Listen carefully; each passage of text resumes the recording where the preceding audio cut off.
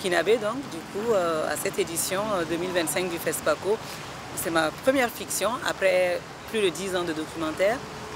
C'est ma toute première fiction, ça s'appelle Les Invertueuses et je suis en compétition officielle au FESPACO. Alors Les Invertueuses, c'est un film sur l'autodétermination de la femme à disposer de sa vie, à disposer de ses idées et à disposer de son corps. À travers l'histoire de deux personnages intergénérationnels, c'est une grand-mère de 65 ans qui a encore des sentiments amoureux pour son amour d'enfance, avec qui elle n'a jamais pu aller plus loin.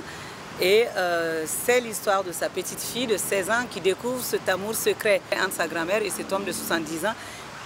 Si ce film qui parle de l'autodétermination des femmes arrive vraiment à faire entendre ce cri de cœur, qui est à la fois un cri de cœur et un cri de guerre, c'est la cause de la femme africaine ou de la femme tout court qui se fait entendre.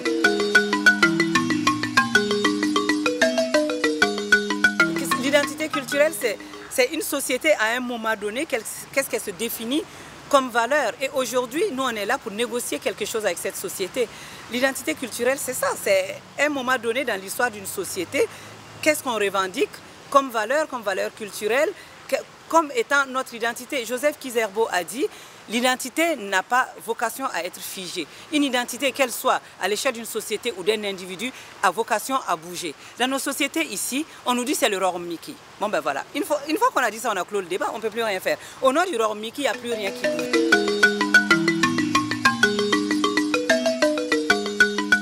Le cinéma, c'est des messages par l'image, donc c'est accessible à tout le monde. Il ne faut pas oublier que dans nos pays, il y a encore de l'analphabétisme, que tout le monde ne sait pas lire, que tout le monde n'a pas accès à la compréhension qu'on peut avoir en lisant des romans, de la littérature. Donc, le meilleur support finalement pour pouvoir s'adresser à tout le monde, ça reste les messages par le cinéma.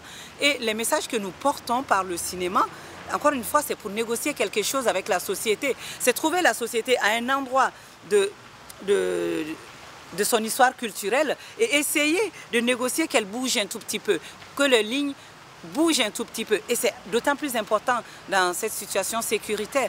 C'est dans ces moments-là qu'on a besoin du cinéma pour s'adresser au peuple, attention aux mots, mais en tout cas pour passer des messages sur la nécessité de ne pas voir dans la femme un objet, de voir dans la femme un être pensant qui a sa place autant que l'homme dans la société.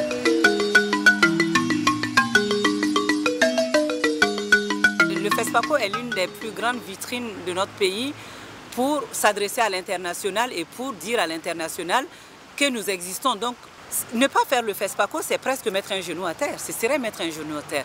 Continuer des événements comme le FESPACO, c'est dire qu'on est encore debout. On est encore debout et on a encore des combats à mener et nous les menons. Et on a encore des messages à faire passer et nous les faisons passer.